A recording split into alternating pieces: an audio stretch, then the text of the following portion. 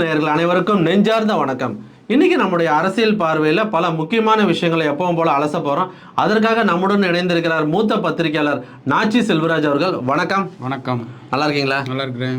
அன்னைக்கு நீங்க டிசம்பர் புரட்சின்னு சொல்லிட்டு போனீங்க. ஆமாம். ஓகே, நம்ம டைட்டில் வந்து ஆகஸ்ட் புரட்சி. ஆகஸ்ட் 25 புரட்சி விஜய் முடிவு செஞ்சுட்டாரு. ஆக்சுவலாக இதான் உண்மையான ஃபேக்ட்.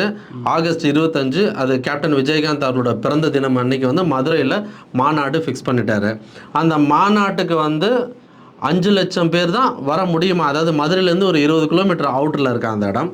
ஸோ மதுரை ரிப்போர்ட்டு அங்கே இருக்கிற சோர்ஸ்ட்டை விசாரிக்கும் போது ஆனால் ஒரு 15 லட்சம் 20 லட்சத்துக்கிட்ட வர வைக்கணும் அப்படின்றது ஒரு டார்கெட் ஃபிக்ஸ் பண்ண மாதிரி இருக்கு.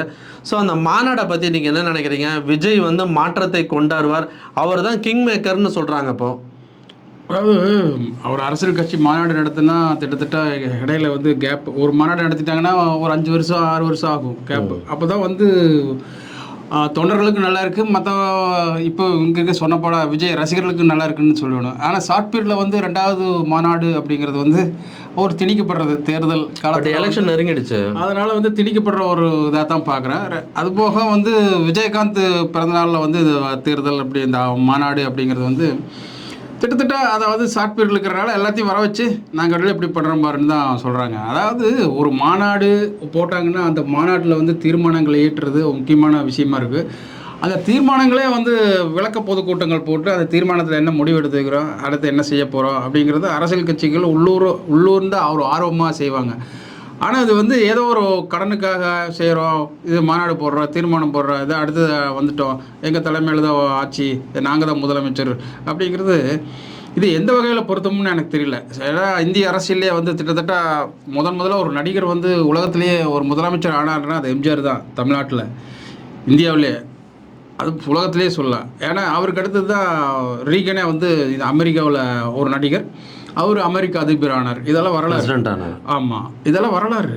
ஒரு நடிகருங்கிறது எப்படியெல்லாம் இருக்கணும், என்ன பண்ணணும் அப்படிங்கிறது எம்ஜிஆர். செல்லுலாய்டு வெள்ளித்திரையிலிருந்து ஆட்சி அதிகாரத்துக்கு வர்றது. ஆமாம், எம்ஜிஆர் வந்து மிகப்பெரிய எடுத்துக்காட்டு, எல்லாத்துக்கும் உலகத்துக்கே எடுத்துக்காட்டாக இருந்தார். யாருமே அது பெருசாக பேசலை.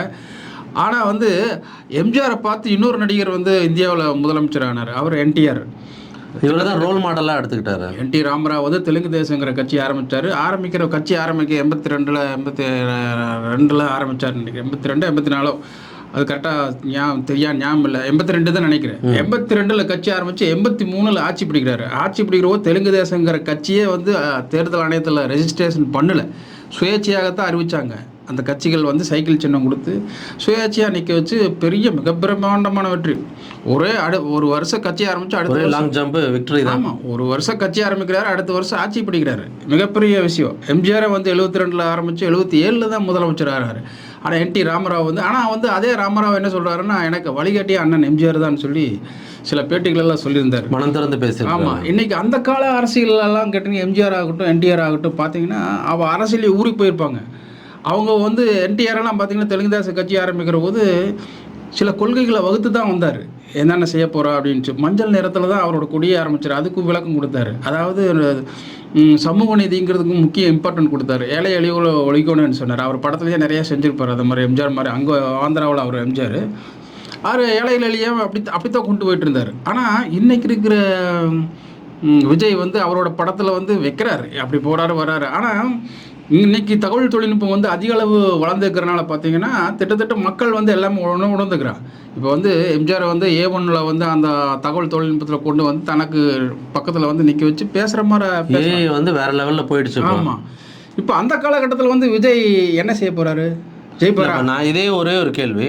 நீங்கள் சொன்ன அன்றைய காலகட்டங்களில் என்டிஆர் அவர்களுக்கு வந்து அதாவது எப்படின்னா எந்த ஒரு விளம்பரம், அதாவது இந்த மாதிரி சோஷியல் மீடியாலாம் கிடையாது, வாய்மொழி வார்த்தையாகவும் ஒரு தொலைக்காட்சி மூலமாகவும், அதாவது தொலைக்காட்சினா தூர்தர்ஷன் கூட கிடையாது, ஒரு ரேடியோ மூலமாகவோ துண்டு பிரசுரம் மூலமாகவோ அந்த இம்பேக்ட் இன்னொன்று அங்கே வந்து அவரை கடவுளாக கொண்டாடப்பட்டவர் எம்ஜிஆரை போன்ற. ஏன் விஜய்க்கு வந்து இவ்வளோ ஒரு மீடியா சோஷியல் மீடியா இருக்கிற மூத்த பத்திரிகைலாம் சொல்கிறாங்க திராவிட கட்சிகள் அவரை கண்டு அஞ்சுதுன்றாங்க. ஸோ அவருக்கு ஏன் அந்த வாய்ப்பு? முதல் வாய்ப்பு ஈஸியாக கிடையாது. ஆனால் அந்த சரித்திரம் இங்கே படைப்பதற்கான வாய்ப்புகள் இருக்கா விஜய்க்கு? அதாவது இப்போ எல்லாருமே வந்தாங்க. எம்ஜிஆர் கூட ஆரம்பத்தில் சொன்னாங்க, சினிமா தேவையிலேருந்து வந்ததுக்கப்புறம் இது விசில் அடிச்சாங்க கூட்டம் தான் கூட இருக்குது, தொண்டர்கள்லாம் பெருசாக. விஜயோட தொண்டர்களே ரசிகர்களே அப்படிதான் சொல்றாங்க, சொல்லிட்டு இருக்காங்க. அது அதை என்ன கேட்டிங்கன்னா, அன்னைக்கு வந்து எம்ஜிஆர் கொள்கைகள் வந்து தன் பாடல் மூலமாக சொல்லியிருந்தார். அந்த பாடல்கள் வந்து இன்னைக்கு அவரோட தொண்டர்கள் மட்டும் இல்லை, பொதுமக்களும் ஈர்த்துது. அந்த அளவுக்கு தான் போயிட்டு இருந்துச்சு. இப்போ என்டிஆர், அதுக்கடுத்து என்டிஆர் பார்த்தீங்கன்னா அவர் அங்கே எம்ஜிஆராக தான் இருந்தார். ஆனால் அவர் வந்து என்னென்னு கேட்டிங்கன்னா, காலகட்டம் அரசியல் வந்து ஒரு திணிப்பு. அங்கே வந்து காங்கிரஸ் ஆட்சி போயிட்டு இருக்குது, அதுக்கு எதிர்த்து நிற்கிறதுக்கு ஆள் இல்லை. அப்படிங்கிற போது இவர் எதிர்த்து அங்கே குரல் கொடுத்து காங்கிரஸ் எதிர்த்து வராரு. ஆனால் இன்றைக்கி வந்து விஜய்க்கு வந்து அது ஒரு அரசியல் திணிப்பு இல்லையே. அவர் வந்து அவராகத்தான் வராரு, நான் வந்து அரசியலுக்கு போகிறேன். ஏன்னா ஏற்கனவே 2 கட்சி இருக்குது, திமுகங்கிற கட்சி இருக்குது, அதிமுகங்கிற கட்சி இருக்குது. இப்படி போயிட்டுருக்கிற போது அங்கே அந்த கால சூழ்நிலைகள் வேறு, அரசியல் சூழ்நிலைகள் வேறு, இன்றைக்கி இருக்கிற அரசியல் சூழ்நிலைகள் வேறு. அது ஏன் வர்றாரு அப்படிங்கிறது வந்து இன்றைக்கி வரைக்கும் விஜய் வந்து விளக்கலை. அப்புறம் ஒரு நோட்டீஸ் அடிக்கிறாங்க, ஒரு பொதுக்குழு தீர்மானம் போடுறாங்க, ஒரு போஸ்ட் அடிக்கிறாங்கன்னா அதுலேயே ஏகப்பட்ட தவறுகள் இருக்குது. நான் ஏற்கனவே நம்ம சொல்லியிருந்தோம், அதையே திருத்திக்கணும்னு சொல்லிட்டு. இந்த மாதிரி ஒரு காலகட்டத்தில் வந்து இப்படி ஒரு அரசியல் கட்சி நடத்துறது வந்து அங்கேயே தவறுகளை சுட்டி காட்டுறதுக்கு ஆள் இல்லை. அப்படிங்கிற போது நம்ம ஒரு பத்திரிக்கையாளராக பார்க்குற போது ரொம்ப அபத்தமாக இருக்குது அப்படின்னு தான் நான் என்ன, விஜய் மேலே எனக்கு தனிப்பட்ட முறையில் எந்தவித வருத்தங்களோ இது கிடையாது. ஏன் இதெல்லாம் சரி செய்யக்கூடாது அப்படிங்கிற நான் ஒரு பத்திரிகையாளராக அவர் கேட்டுக்கிறேன். சேலத்தில் நடைபெற்ற கொள்கை விளக்க கூட்டத்தில் அங்கே பேசின எல்லாருமே 2026 விஜய் அவர்கள் முதல்வர், கோட்டையில் கொடி ஏற்றுவார் அப்படின்ற ஒரு என்ன சொல்கிறாங்கன்னா, அதுவும் இல்லாமல் முக்கியமாக அதில் பேசின ஆதவ அர்ஜுனா வந்து அதிமுகவினர்கிட்ட நாங்கள் கூட்டணி கிடையாது, ஏன்னா அவங்க தொண்டர்கள்லாம் எங்ககிட்ட இருக்காங்க, வந்துட்டாங்க. இது என்ன மாதிரியான விஷயமா பார்க்குறீங்க? ஆதவ அர்ஜுனுக்கெல்லாம் என்னங்க தெரியும், என்ன பேச தெரியும்? ஏற்கனவே வந்து ஒரு போனதில் தீர்மானம், ஒரு புத்திசாலியாக இருந்தால் என்ன செய்யணும், ஏற்கனவே வந்து நம்ம விக்கிரவாண்டியில் வந்து ஒரு மாநாடு நடத்தின, பெரிய மாநாடு. அந்த மாநாட்டில் வந்து ஒரு 20 மேற்பட்ட தீர்மானங்களை ஏற்றணும். அந்த தீர்மானங்களை பற்றி பேசிட்டு அப்புறம் வரலாம் அப்படிங்கிறத இல்லை. எடுத்துமே அண்ணன் விஜய், அண்ணன் முதலமைச்சர், இவங்கெல்லாம் நடுக்கிறாங்க, பார்க்குறாங்க, இவங்கெல்லாம் போகிறாங்க. என்ன மேல் புள்ள இது மேயறது, இது ஆடு, இது என்ன இது அரசியல்? எவரே ஒத்துக்குவானா அது? அதாவது அவங்க ரசிகர்களுக்கு விசில் அடித்தா குஞ்சுகள், அந்த ரசிகர்களுக்கு வேணால் விசில் அடிச்சுட்டு நல்லா இருந்துச்சு அப்படிங்கிற மாதிரி சொல்லலாம். ஆனால் மெச்சூர்டான பப்ளிக் பொதுமக்கள்கிட்ட போய் சேராதுங்கிறத உண்மையான யதார்த்தமான உண்மை நிலவரம். அதுக்கு வந்து என்ன செய்யணும்னா, அதுக்குன்னு ஒரு பாசறைகள், ஒரு அறிவார்ந்த ஒரு குழுவை நிர்வகிக்கணும். அவங்களுக்கு பயிற்சி வகுப்பு கொடுக்கணும். பயிற்சி வகுப்பு கொடுத்து இதெல்லாம் பேசணும், இந்த தீர்மானங்களை நிறைவேற்றணும், இந்த தீர்மானத்தை ஆதவ அர்ஜுன் பேசணும், இந்த தீர்மானத்தை இந்த IRS அதிகாரி பேசணும், இந்த தீர்மானத்தை வந்து இவர் மாவட்ட செயலாளர் பேசணும் அப்படின்ட்டு சொல்லி கொடுக்கணும் சார். இது சும்மா அரசு எல்லாருமே 19 ஊழல் ஆட்சி, திராவிட கட்சிகள் இத்தனை நாள் தமிழ்நாட்டை சீரழிச்சிருக்கிறாங்க, விஜய் வந்தாருன்னா மாற்றத்தை கொண்டாடுவான்ற அந்த விஷயத்தை தானே ப்ரொபகண்டாவை கொண்டு வராங்க. அதே மாதிரி அவங்க பேசுகிறவங்களும் சில பேர் நம்ம பர்சனலாக பேசும்போது விஜய் கிட்ட நெருங்குவதற்கும் அந்த கட்சியில் இணையவதற்கு பல பேர் விருப்பப்பட்டாலும் அங்கே இருக்கிற மும்மூர்த்திகள் மூலமாக அது தடுக்கப்படுகிறதுன்ற ஒரு குற்றச்சாட்டு பொதுவாகவே இருக்குது. அதாவது 57 வந்து திமுக சில எம்எல்ஏஸில் ஜெயிச்சு வர்றாங்க, 67 ஆட்சி பிடிக்கிறாங்க. 67 ஆட்சி பிடிச்சுமே அவங்களுக்கு வந்து ஏற்கனவே நான் தேக்கி வச்சுருந்த இதெல்லாம் வந்து தமிழ்நாட்டுக்கு செய்யணுங்கிறாங்க. 6 கிலோமீட்டருக்கு ஒரு ஆரம்ப சுகாதார நிலையம் ஆரம்பிக்கணும், எல்லா மாவட்டத்துக்கும் ஒரு கல்லூரி ஆரம்பிக்கணும், அப்புறம் கண் இல்லாதவர்களுக்கு கண்ணொளி வழங்குறதுக்காக ஒரு திட்டம் போடணும், கை ரிக்ஷா இழுக்கிறதுக்கு வந்து கை ரிக்ஷா மனிதனை எடுக்கிறது இழுக்கக்கூடாது, அதுக்கு வேணும் ஒரு மாட்டு வண்டியோ இல்லை குதிரை வண்டியோ வைக்கணும், அப்புறம் கண்ணொளி திட்டம், இப்படியெல்லாம் நிறைய திட்டங்கள் வந்து திமுக ஆரம்பத்திலே சொல்லித்தான் ஆட்சிக்கே வந்தாங்க. ஆனால் இது இன்றைக்கி வந்து விஜய்க்கு வந்து என்ன திட்டத்தை சொல்லி வர்றாரு ஆட்சி? நீங்கள் இதன வரைக்கும் போயிட்டுருப்பீங்க, ஒரு உருப்படியான ஒரு திட்டம் சொல்லிக்கிறாங்களா? ஏன்னா அன்றைக்கே வந்து சமூக நீதி, மற்ற விஷயங்கள், வேலை வாய்ப்பு, அடிப்படை உரிமைகள், அடிப்படை தேவைகள், மனிதனுக்கு தேவையானது, அப்புறம் ஊராட்சி தேர்தல், இப்படியெல்லாம் கொண்டு வந்து பல திட்டங்களை கொண்டு வந்து அன்றைக்கே அறிஞர் அண்ணா வந்து எல்லா விஷயத்தையும் கொண்டு வந்தார். அதை வந்து அமுல்படுத்துறது கலைஞர் திட்டங்களை, அந்த ஏற்கனவே போட்ட திட்டங்களை கொண்டு வந்தது. இன்றைக்கி அரசியலுக்கு வர்றவங்க என்ன செய்யலாம்? தமிழ்நாட்டில் வந்து இப்போ 37 மாவட்டம் இருக்குதுன்னா ஒரு மாவட்டத்துக்கு என்ன செய்யலாம்? ஏன் வந்து எடப்பாடிக்கெல்லாம் யார் கற்றுக் கொடுத்தாங்க? அவராக வந்து அரசியல் இப்படியெல்லாம் செஞ்சுட்டு இது பண்ணுறாரு. இப்போ ஸ்டாலின் ஐயா இருக்கிறாருன்னா அவர் ஏற்கனவே வந்து அவங்க அப்பாவோட 40-50 வருஷம் ட்ராவல் பண்ணிக்கிறாரு, இப்படியெல்லாம் தெரியும்ண்டு. ஆனால் விஜய்க்கு என்ன அனுபவம் இருக்குது அரசியலில்? ஒரு அனுபவம் கிடையாது. அது அனுபவம் இல்லாட்டி பரவாயில்ல, அனுபவங்கிறத வந்து போக போக. ஆனால் இந்த ஒரு விஷயத்தையே குறிப்பாக சொல்லி விஜய் வருவதற்கான தடையாக இருக்கிற மாதிரி தெரியுதுல்ல. அது ஐயா தடையா அந்த நீக்க மாட்டேன். அவர் ஆகஸ்ட் 25க்கு மேலே தன்னுடைய ஸ்டைலை வந்து மொத்தமாக அன்னைக்கு வந்து அந்த மேடையே வேற லெவலில் அதிர்வலைகளை ஏற்படுத்தும். ஏன்னா அதில் முக்கியமான சிலரை வந்து கலந்துப்பாங்க, அதில் குறிப்பாக வந்து பிரேமலதா அவர்கள் கலந்துப்பாங்க அப்படின்ற மாதிரி ஒரு தகவல். இன்னும் சிலருக்கு அதே மாதிரி அன்று மேடையில் ஏறாதவர்கள் அன்றைய கூட்டத்தினரை பார்த்து இத்தனை பேர் தண்டனை பார்த்து அதுக்கப்புறம் கூட்டணிக்குள்ளே வருவாங்க. 2 கட்சிக்குள்ளே இருக்கிற கூட்டணி கட்சிகள் அவரோட கட்சிக்கு தாவலாம், விஜயோட டிமாண்டு வேற லெவலில் போகுன்றாங்க. இப்போது விஜயகாந்த் வந்து ஆகஸ்ட் 25 பிறந்தநாள். அவரோட பிறந்தநாளோட ஸ்லோகம் என்ன தெரியுமா? வறுமை ஒழிப்போம். வறுமை ஒழிப்பு நாள் தான் அவரோட பிறந்தநாள். விஜய்க்கு என்ன பிறந்தநாளுக்கு என்ன வச்சுக்கிறாரு? அவர் அரசியல் இருந்தார்ல. விஜய் விட விஜயகாந்த் கம்மியாக தான் படிச்சுக்கிறாரு. அவளுக்காக இங்கிலீஷ் எல்லாம் பேச தெரியாது. ஆனால் வந்து அவரோட ஃபோர்காஸ்டிங் பார்வை நல்லா இருக்கும். விஜயகாந்த் வந்து பேசுகிற விதங்களும் ஒவ்வொரு மாநாட்டுக்கு வைக்கிற பேர்களும் வித்தியாசமாக இருக்கும். அந்த அளவுக்கு வந்து ஏன் விஜய்க்கு இல்லை அப்படிங்கிறது நமக்கு முதல் கேள்வி. ரெண்டாவது என்னென்னு பார்த்தீங்கன்னா, தீர்மானத்தை போட்டு அந்த தீர்மானத்துக்கு தகுந்த மாதிரி நடத்துறது இல்லை. இப்போ அன்றைக்கே வந்து நான் ஆட்சிக்கு வந்தேன்னா எல்லா ரேஷன் பொருட்களும் வீடு வந்து சேருன்னு சொல்லி விஜயகாந்த் தான் முதல்ல அறிவித்தார். இன்னைக்கு அவங்க செய்கிறாங்களே இல்லையோ, அவர் வந்து அந்த திட்டத்தை ஸ்டேட்டில் இம்ப்ளிமெண்ட் பண்ண ஆரம்பிச்சிட்டாங்க. சிந்திக்கிறாருல்ல, அந்த சிந்தனை ஏன் விஜய்க்கு வர மாட்டேங்குது? பிஜேபி ஒழிப்பேன், ஆனால் திமுக ஒழிப்பேன், திமுக வரக்கூடாது, அதிமுக நான் கண்டுக்க மாட்டேன், அப்புறம் இந்த கட்சி எப்படி இருக்குது, அந்த கட்சி எப்படி இருக்குது, இது மட்டும் பேசினா போதுமா? அத்தனை லட்சம் பேரத்தை இப்போ நீங்கள் சொன்னீங்களா, 20 லட்சம் பேரத்தை கூட்டுறான்ட்டு, 20 லட்சம் பேரை கூட்டி அவங்க அந்த மாநாட்டிலேருந்து கலைஞ்சு போகிற போது அறிவித்தீனியை புகுத்தணும், என்ன சொல்லி அவங்களுக்கு அனுப்பணும் அப்படிங்கிறது ஒன்று விதங்கள் இருக்குது. தீர்மானத்தை போட்டு இந்த தேர்தலில் நீ இப்படியெல்லாம் வேலை செய்யுங்க, இப்படியெல்லாம் நம்ம காத்துட்ருக்கு, அந்த மாதிரி செஞ்சால் தான் ஒரு கட்சி, ஒரு தலைவர், ஒரு நல்ல கட்சி இதை ஏற்றுக்கலாம் அப்படிங்கிற மாதிரி ஒரு இருக்குது. அதே மாதிரி பவுடரை போட்டு தாடி வச்சுட்டு விற்க வச்சுட்டு வந்து ஒரு மியூசிக் போட்டு ஒடிஞ்சிட்டு ஹலோ சார், நான் சாரி சார், ராங் ப்ரோ அப்படின்ட்டு புது இதெல்லாம் என்ன வார்த்தை? இதெல்லாம் இது என்ன அரசியல் தலைவர்? நீங்கள் இருக்கிற பசங்களுக்கு யங்ஸ்டர்ஸுக்கு கலவுக்கு எல்லாம் பேசினா பிடிச்சிருக்கு. அதுக்கு வேணால் கலக்கலாம். அப்போ நீங்கள் யங்ஸ்டர்ஸ் மட்டும் ஓட்டு வாங்கிட்டு நீங்கள் இப்போ 2% 3% வாங்கிக்கிறீங்களா? அந்த வேலை தானே உங்களுக்கு. இப்போது நீங்கள் வந்து இந்த நாட்டை ஆள்றோன்னு பார்க்குறீங்க, அதெல்லாம் நாங்கள் பார்த்துட்ருக்கோம். ஒரு தீர்மானம் ஒழுங்காக எழுத தெரியல, தப்பாக எழுதுறது, ஒரு தலைப்பு ஒழுங்காக போட தெரியல, தப்பாக இருக்குது. கலைஞரே வந்து தப்பாக நிறைய எழுதிட்டார், இல்லைன்னு நான் சொல்ல வரல. ஆனால் வந்து உடனே மறு அறிக்கைன்னு போட்டு மறுபதிப்புன்னு போட்டு உடனே எங்களுக்கு கொடுப்பாரு. இது வந்து திருத்தி கொள்ளப்பட்டது அப்படியே ப்ராக்கெட்டில் இருக்குது. அதெல்லாம் ஏன் இல்லை? அதைத்தான் நாங்கள் பார்க்க வேண்டியதாக இருக்குது. சரி, ஓகே. ஒரு பத்திரிக்கையாளராக வந்து இது வந்து நிறையா கற்றுக்கணும் விஜய் அப்படிங்கிறதா நம்மளோட எண்ணமாக இருக்குது. இப்போ எடப்பாடி அவர்கள் சர்ப்ரைஸ் இருக்குன்னு ஒரு தனியார் ஆங்கில நாளிதழுக்கு கொடுத்த பேட்டியில் கூட்டணிக்கு யார் வராங்கன்னு சொல்லும்போது விஜயை குறிப்பிட்டு தான் சொல்கிறாரு. இப்போது லேட்டஸ்ட்டாக வந்துட்டு விஜயும் சீமானும் எங்களோட கூட்டணிக்கு தாராளமாக வரலாம் அப்படின்ற மாதிரி சொல்ல போக உடனடியாக சீமான் வந்து அதற்கு கொடுத்துட்டாரு. நான் என்றைக்குமே தனி அணி தான், தனித்து போட்டி தான்ட்டு. ஆனால் விஜயை சார்ந்தே இருக்குதுல்ல ஒரு திராவிட கட்சி, ஒரு பலம் மிக்க அதிமுக, அதை எப்படி பார்க்குறீங்க? இது நல்ல கேள்வி, அருமையான கேள்வி. அதாவது சித்தாந்தங்கள் அடிப்படையில் வந்து நான் கொள்கைவாதி, நான் சித்தாந்தவாதி அப்படின்னு சொல்லிட்டு தன்னை அறிவித்து கொண்டு அந்த கொள்கை அடிப்படையில் வந்து மக்களுக்காக போராடுறவர், பல தலைவர்களை ஜாதி ரீதியாகவும் இல்லாமல் அந்த பல சமூகங்களை ஒற்றுமையாக என்ன செயல்படுத்த வேணும் அப்படிங்கிற திட்டத்தை சீமான் வந்து சொல்லி தான் பேசிகிட்டு இருக்காரு.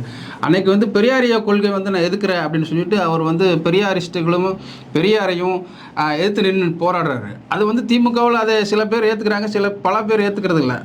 இப்படி தான் கொள்கை ரீதியாக அவர் போயிட்டுருக்காரு. ஓர் அணி கிடையாது, ஒரே அணி தான் அப்படிங்கிறாரு. ஒரே அணி, ஒரே ஸ்டேட்மெண்ட். ஆமாம், இது வந்து பார்த்தீங்கன்னா இல்லை, அதுக்கு வந்து கிட்டத்தட்ட அவருக்கு பலமாக தான் இருக்குல்ல. ஆமாம், அரசியல் நிலைப்பாட்டில் வந்து நான் இப்படித்தான், என்னோட கட்சியும் இப்படித்தான். ஆனால் அவரை சார்ந்து இருக்கிறவங்களுக்கு கட்சியோட வளர்ச்சிக்கு பாதிப்பு இருக்கிற மாதிரி, அதாவது விஜயகாந்த் மாதிரி ஒரு ஸ்டாண்ட் எடுக்கணும், கூட்டணிக்குள்ள போகணுன்ற ஒரு பேச்சும் அவங்க அடிமட்ட தொண்டை மனசில் இருக்கா? இல்லையே, அப்படி வளர்த்துறியா அவரு? தனித்து போட்டி தான். ஒவ்வொருத்தனும் ஒவ்வொரு இதாக பீரங்கி வரணும், அப்போ வரேன். ஆமாம், ஒவ்வொருத்தனும் ஒவ்வொரு பீரங்கி எடுத்து பேசுகிறான், பாயிண்ட் எடுத்து கொடுக்குறாரு, பேசுகிறான். பெரியாரை வந்து இப்படி பேசுங்க அப்படிங்கிறாரு, கலைஞரை வந்து இப்படி பேசுங்கிறாரு, இப்படி இருக்கிற ஸ்ட்ரென்த்துக்கு வந்து திருச்சி சிவா இப்படி பேசினாரா அப்படி பேசுங்கிறாரு, அப்படி சொல்லி கொடுக்குறாரு. அப்போ வந்து தொண்டர்களை வந்து தானாக அங்கே வந்து கற்றுக்கிட்டு பேசுகிறான். ஆனால் விஜய் கிட்ட அது இல்லை. விஜய் என்ன பண்ணுறாரு, தன்னோட பாட்டு போடுறாரு, இது போடுறாரு. எம்ஜிஆரும் ஒரு காலத்தில் அப்படி போட்டு வந்தாருன்னா, எம்ஜிஆருக்கு இயற்கையிலாகவே ஒரு டாபிக் கொடுத்து பேசினீங்கன்னா அதை 1 மணி நேரம் பேசுவார். அந்த ஆற்றல் இருக்கிற ஒரு எம்ஜிஆர் கூட இவரெல்லாம் யாரும் ப்ரிப்பேர் பண்ணி கொடுக்க தேவையில்லை. சமூக நீதி பற்றி பேசுங்கன்னா பேசுவார். அது திராவிட கட்சியிலே ஊறி வந்தவர். இது தப்பு, இது தப்பு, இது தவறுன்னு சொல்லுவார். உலகம் சுற்றுவாளையம்னு அவர் தான் டைரக்டர். அவ்வளோ படம் எடுத்தார். எப்படி எடுக்க முடிஞ்சிச்சு? அவர்கிட்ட சொன்னார், என்னோட டேலண்ட் வச்சு இந்த படம் எடுப்பேன், நான் தான் டைரக்ட் பண்ணுவேன். எவ்வளோ எக்ஸ்போர்ட் 17ஆவே மிக பிரமாண்ட. அன்றைக்கே வந்து 50 லட்சம் ரூபாய்க்கு வியாபாரம் பேசினாங்க. சும்மா அவர் வந்து ஒரு 10-20 லட்சத்துக்கு படம் எடுத்துட்டு 50 லட்சத்துக்கு படம் வியாபாரம் பேசுகிறது எவ்வளோ பெரிய அவர் தான் ஸ்டார். அப்போது வியாபாரத்தில் வந்து முதலாக தமிழ் திரையுடைய பெரிய பிரம்மாண்டத்தை ஏற்படுத்துவர் எம்ஜிஆர். அந்த படத்தை டைரக்ஷன் பண்ணாருன்னா எப்படி பண்ணார்? அவர் 4வது 5வது கூட படித்தது ஆளுமை திறன், அறிவு, கிரியேட்டிவ். ஆமாம், கிரியேட்டிவ். மற்றது வந்து அந்த அனுபவ அறிவு அவருக்கு கற்றுக் கொடுக்குது. பட் விஜயோட தாக்கம் திராவிட ஏன் இப்போ நீங்கள் சொல்கிற இதே பலமான அதிமுக அவங்களுக்கான ஓட் பர்சன்டேஜ் நீங்கள் கேட்ட கேள்விக்கு நான் ஒன்றும் பதில் சொல்லலை. சொல்லுங்கள். அதாவது வந்து எடப்பாடி, நான் ஆரம்பத்திலே சொன்னேன், அவர் வந்து அரசியல்வாதிக்கு முன்னாடி அவர் வியாபாரின்னு சொன்னேன். வெள்ளமண்டி வியாபாரி. வியாபாரத்தை எப்படி வெற்றிகரமாக போடணும்னு சொல்லி விவசாயம் பண்ணிக்கிறாரு. இதை எப்படி வெற்றிகரமாக கொண்டு போகணும்னு அவருக்கு தெரியும். அதனால தான் யாரும் கட்சி பேர் குறிப்பிடாமல் திமுக ஒழிக்கணும்னா நீங்கள் எல்லோரும் வந்து சேர்ந்துங்க, ஒரு அணியில் வந்து சேர்ந்துங்கன்னு அறைகோல் விடுக்கிறாரு. வாங்க யார் வேணாலும் வரலாம், நான் கண்டுக்க மாட்டேன்ட்டு. அதை பயன்படுத்தாது அவங்கவுங்க இஷ்டம். எனக்கு வேண்டாம்னு சொல்லிட்டு அவர் போயிட்டார் சீமான். ஆனால் இன்றைக்கி வரைக்கும் அவர் பதில் சொல்லலை. இன்றைக்கி நடந்த சேலம் மாவட்டத்தில் மாநில அந்த மாவட்ட மாநாட்டில் வந்து சொல்கிறாங்க, மற்ற கட்சியெல்லாம் திட்டுறாங்க. அப்போ ஏடிஎம்கே மட்டும் பேசலை. அப்போ நீ அவங்க கூட களவாணி கூட்டு வச்சுக்கிறீங்களா அப்படின்னு தானே அர்த்தம். அப்போ ஏடிஎம்கே வந்து தவக கூட போகுது அப்படின்னு தான் நம்ம எடுத்துக்கொள்ள வேண்டும். அப்படி தானே அர்த்தம். அதுக்கு தான் அவர் சொல்லிட்டாரு எல்லாருமே எங்கே கூட தான் இருக்காங்கன்ட்டு. அது உண்மையும் கூட. இப்போ தாவக்காவும் சரி, நீ தனியாக நீ உங்களுக்கு பர்சன்டேஜ் எவ்வளோன்னு தெரியாது. பாமக வந்து 2016 எலெக்ஷன் நின்றுச்சு, அன்புமணி, நேர்மை. ஆமாம், இப்போ எல்லாருமே வந்து அந்த சர்வே ரிப்போர்ட் இவர் 18% வாங்கிடுவார், 19% வாங்கிடுவார், இளைஞர்கள் ஓட்டு 20% இருக்குன்னு ஒரு கருத்து கணிப்புன்ற மாதிரி ஒரு திணிப்பை தான் ஏற்படுத்திட்டு இருக்காங்க சார். அதான் சார் சொன்னேன் ஏற்கனவே, நம்ம சொன்னதை 1,40,00,000 ஓட்டு இருக்குது. அதை வந்து 60 லட்சம் ஓட்டு இவர் வாங்குறதுக்கு வாய்ப்பு இருக்குது. அது வருமானு தெரியாது. ஏற்கனவே அந்த பூத் கமிட்டியெல்லாம் போட்டால் தான் அதெல்லாம் கரெக்டாக கொண்டு வர முடியும்.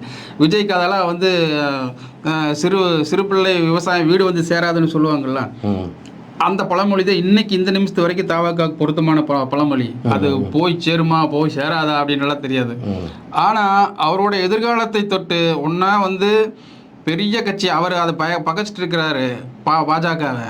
இங்கே சிறிய கட்சி மாநிலத்தில் அதையும் பகைச்சிட்டு இருக்காரு. இவர் கரையில் போயிட்டு இருக்காரு, சினிமாவை நினச்சிட்டு இருக்காரு. ஒருவேளை தோற்றால் தனியாக நிற்கிறாரு, தோக்குறாரு. தோத்தா என்ன நிலைமை? அவர் நிலைமை தோத்தா எல்லாரோடைய நிலைமையும் கஷ்டமாக தான் இருக்கும். அப்புறம் அதே இது ஏடிஎம்கே கூட கூட்டணி போடுறாரு, ஜெயிக்குது, ஆட்சி பிடிச்சிட்டாங்கன்னா அவரோட நிலைமை சேஃபர் சைடாக எல்லாம். இப்போ 2 தான் இருக்குது. இப்போ ஒன்றா திமுக கூட போட முடியாது, அப்போ பாஜகவும் போட முடியாது.